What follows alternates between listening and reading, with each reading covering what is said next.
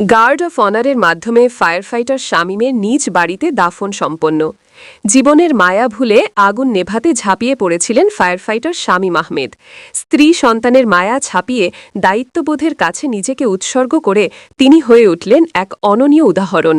বেঁচে থাকলে হয়তো অনেকেই ভুলে যেতেন তার বীরত্বগাথা, কিন্তু সবাইকে ছেড়ে চলে গিয়ে মানুষের হৃদয়ে অমর হয়ে রইলেন তিনি। গত 23 সেপ্টেম্বর মঙ্গলবার গাজীপুর টঙ্গীর একটি কেমিক্যাল গোডাউনে ভয়াবহ অগ্নিকাণ্ডে অংশ নেন ফায়ার সার্ভিসের এই সাহসী যোদ্ধা। আগুন নেভানোর কিছুক্ষণ পরই তিনি দগ্ধ হন। সহকর্মীরা তাকে উদ্ধার করে দুপুর 2:50 ঢাকা মেডিকেল কলেজ হাসপাতালের বার্ন ইউনিটে নিয়ে যান।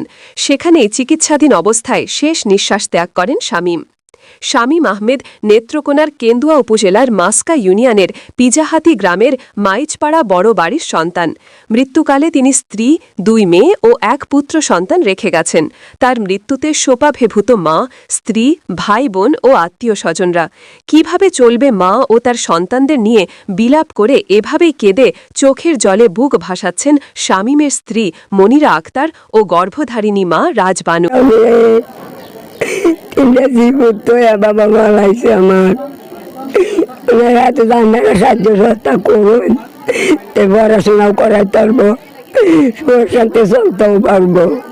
সে যে কর্মস্থলে যে শপথ করে সে চাকরি নিয়েছিল সেই শপথে তার জীবন দিছে। সে তার বউ ফুলামানের কথা চিন্তা করে নাই, বাচ্চাদের কথা চিন্তা করে নাই, সে দেশের কথা চিন্তা করছে, দেশের মানুষের কথা চিন্তা করছে, করে সে তার জীবন দিছে। আমি তো আমার জীবন দেওয়ার চেষ্টা করব। আমি তাদের মা, আমি তাদের বাবা, আমি তাদের সব। তাদের তো আর কিছু নাই, আমি তো সব তাদের। আমার জীবন দিয়া আমি আমার 3টি সন্তানরে আমার মানুষ করতে, তার বাবা বইলা গেছে আমার কাছে, তুমি আমার সন্তানরে দেখবা, মানুষ করবা, আল্লাহ রহমত করবো। ফায়ার সার্ভিস, সিভিল ডিফেন্স এবং সরকারের প্রতি আমার আবেদন, এবং আমি খুব দুঃখের সহিত জানাচ্ছি যে আমার এই 3টি সন্তান নিয়ে চলার মতো আমার এখন আর প্রতি মাসে এবং দৈনিক আমার কোনো ইনকাম নাই। এবং যদি ওরা আমাকে দৃষ্টি আকর্ষণ করে এবং আমাকে ওরা হেল্প করে, সহযোগিতা করে এবং আমার ফুলাভান্ডে সার্বিক সহযোগিতা করে পড়াশোনা করানোর জন্য, তার বাবার লক্ষ্যস্থানে পৌঁছানোর জন্য আমার যতটুকু চেষ্টা করার দরকার করব।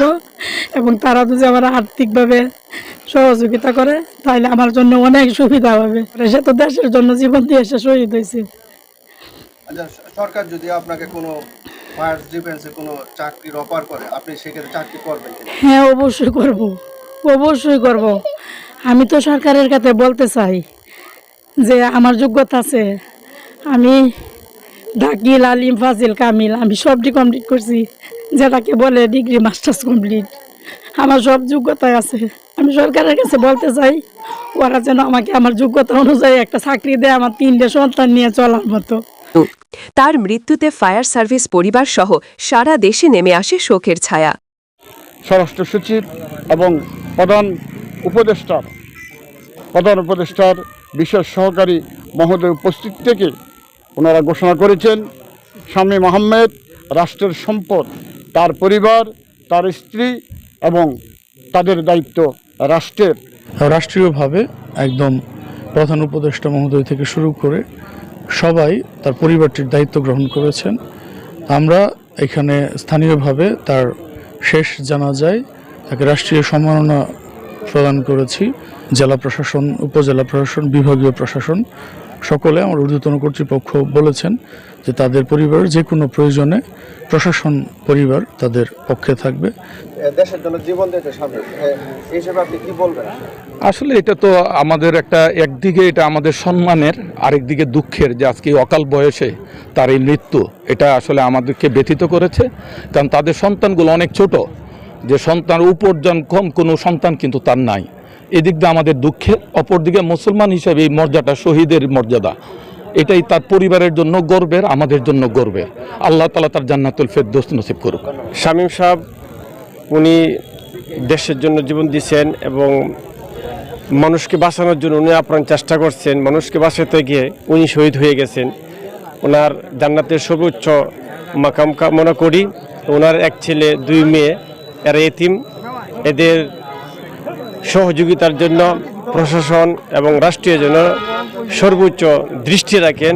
তার সন্তানরা যে এতিম হয়েছে, আমি মনে করি এই জাতীয় বীরের জন্য রাষ্ট্রের অনেক কিছু করার রয়েছে। আজকে রাষ্ট্রীয় মর্যাদা তার দাফন হয়েছে ঠিক আছে, কিন্তু আবেগটা বেশিক্ষণ থাকবে না। কিন্তু সে শামীম দেখিয়ে দিয়েছে যে এই রাষ্ট্রের জন্য কিভাবে সে বীরত্ব প্রকাশ করেছে। বীরত্ব প্রকাশ করতে গিয়ে সে আত্মাহুতি দিয়েছে। আমি মহান আল্লাহ তাআলার কাছে দরবারে দোয়া করি যেন তার শহীদি মর্যাদা পায়। আর আমরা জানি যে এইভাবে যারা বিদায় নেয় তারাই জাতীয় বীর শহীদ। এই রাষ্ট্রের জন্য তার বিদায় হয়েছে। আমি এলাকাবাসীর পক্ষে, এলাকার মানুষ হিসেবে আমি তার পরিবারের পাশে থাকবো ইনশাল্লাহ। আর রাষ্ট্রের কাছে দাবি জানাই যে যতদিন তার পরিবার থাকবে না থাকবে, শামীমের নাম যেন রাষ্ট্র এভাবে স্মরণ করে এবং এই পরিবারের পাশে যেন রাষ্ট্র দাঁড়ায়। শামীম আহমেদের প্রথম জানাজা 23 সেপ্টেম্বর সন্ধ্যায় ফায়ার সার্ভিস হেডকোয়ার্টার। পরদিন 24 সেপ্টেম্বর বুধবার সকাল 10:30 নিজ বাড়ি নেত্রকোনা কেন্দুয়া উপজেলার মাস্কা পিজাহাতি সরকারি প্রাথমিক বিদ্যালয় মাঠে অনুষ্ঠিত হয়। জানাজা শেষে পারিবারিক কবরস্থানে তাকে দাফন করা হয়। এর আগে কেন্দুয়া উপজেলা প্রশাসনের পক্ষ থেকে গভীর শোক প্রকাশ এবং রাষ্ট্রীয় মর্যাদায় শামীম আহমেদকে গার্ড অফ অনার প্রদান করা হয়।